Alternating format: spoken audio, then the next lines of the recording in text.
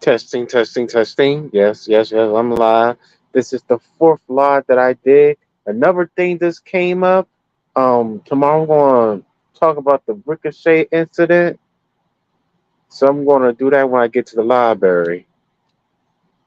So this article I'm going to read is home slash feature sports news slash Gator alumni.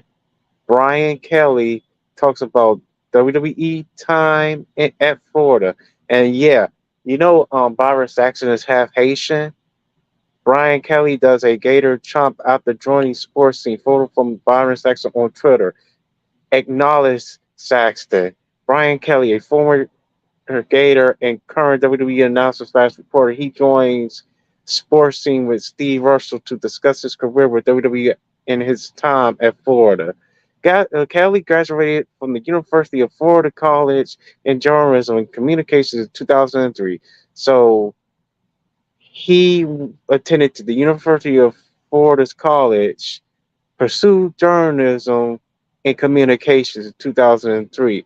And at that time, he was about 21, 22, because I was like 13, 14 at that time.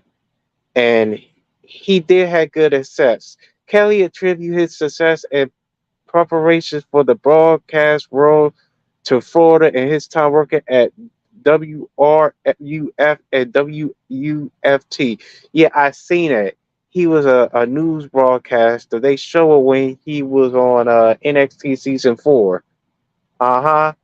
With his suit and tie and suit jacket and khakis and dress shoes and black socks, and alongside was a beautiful melanated queen next to him.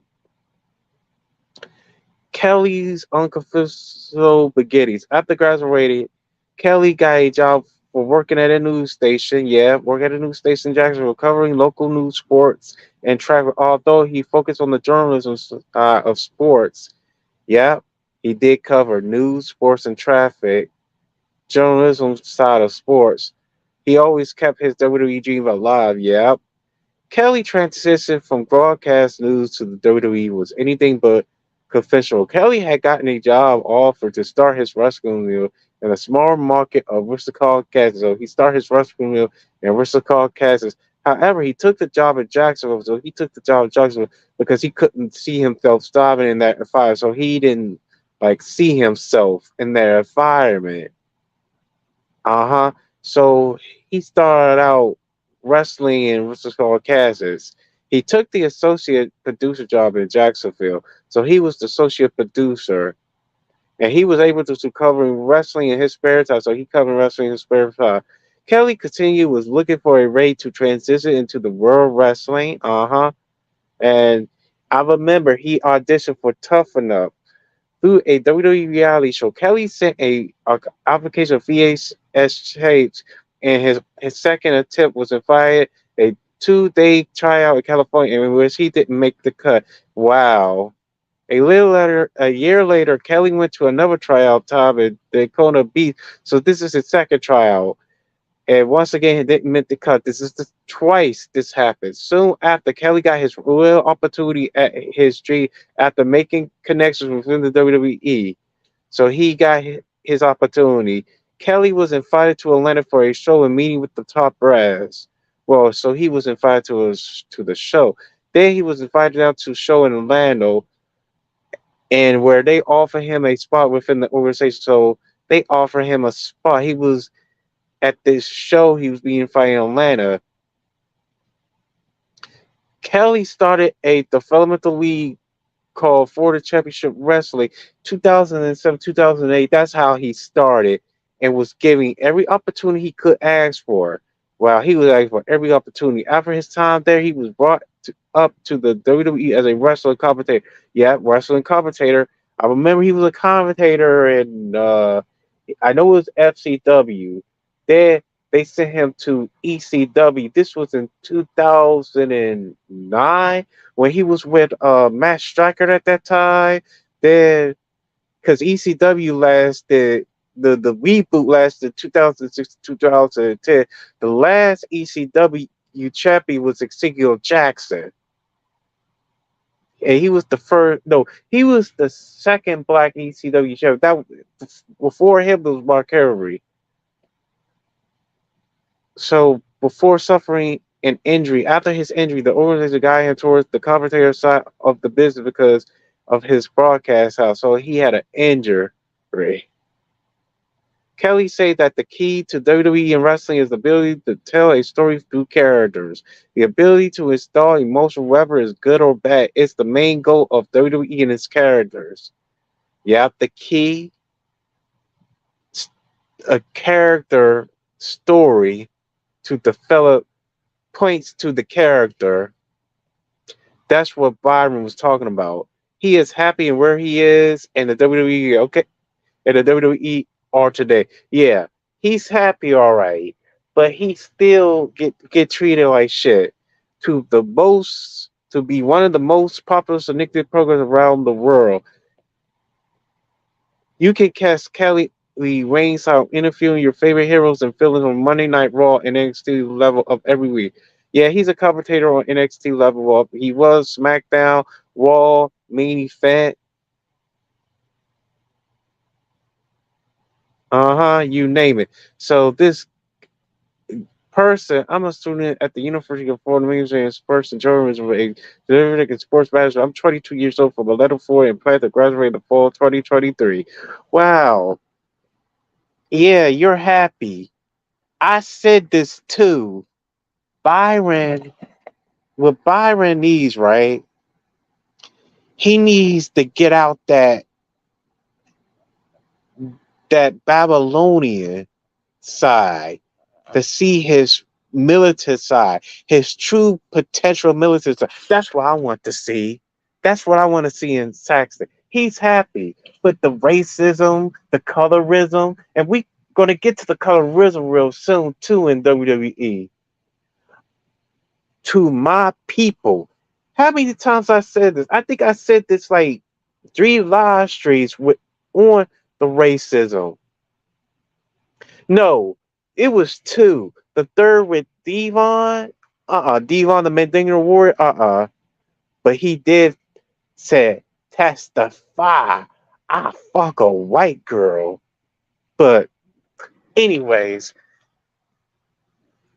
Byron needs needs it. I said this. If I, Cause I'm friends with Byron on Facebook. I suggest him to get the book called Messages to the Black Man in America so he can understand how it feels to be black in America, so he can see things clearly. I'm still working on that myself as well too. I'm working on it. Mm-mm-mm. All the accolades he had done, the uh, journalism, a new broadcaster, uh, independent wrestler, commentator, and them Yakubian pieces don't acknowledge Byron Saxton and my people. And he also was good friends with the late great Robert Ozil. And I was on his broadcast back in 2017. But man, they don't even acknowledge this man. Not not him just being a man, him being a strong black man. Byron Saxton is a strong, educated black man. I know Byron is a Christian, but Byron, listen, listen to me in the nation. Byron, I can't even talk to Marcus Rogers. Byron, I'm not forcing you. I'm just giving you the heads up. Christianity is based on white supremacy. I have to say this. I was whitewashed myself as well too. Uh-huh. I mean, you should feed the acknowledgement what they didn't show our history, our real ebony Asiatic history. Uh-huh. and you're 41, right, Byron? You're 41. You're about to be 42 in August. I'm about to be 34 in July. I'm 33. I can guide you. I will look up to you, right? I will look up to you like a younger brother that you had never had. Uh-huh. So you can understand. And you will see the light, the the real thing.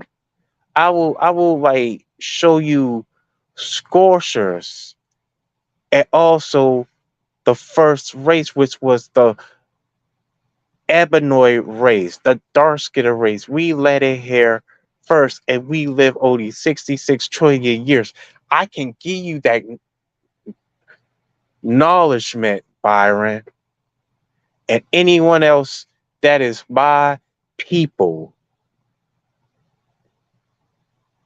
my people is your people, Saxton. We are in the same race. I'm not forcing you. I'm just letting y'all know. Okay? Yes. Uh-huh. I'm out of here. Hashtag for the culture. And I'm gonna get to Ricochet tomorrow. Alright. Round one. I need a light.